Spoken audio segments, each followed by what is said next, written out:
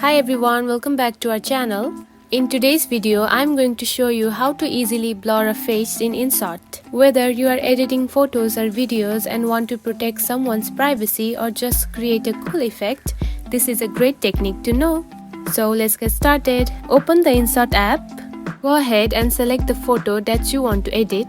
Choose the image with the face you want to blur and it will open up. Now to blur the face, simply tap on to Detail and open it.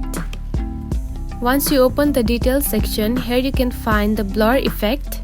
Now simply tap on it. Here you can also change the shapes of blur effect. Tap on to one which you like the most. Then adjust the place that you want to hide the face. Now here you can also adjust the intensity using the slider at the bottom. Just like this. You can also change the intensity from this side of the button also. Like this. Then tap on to check mark.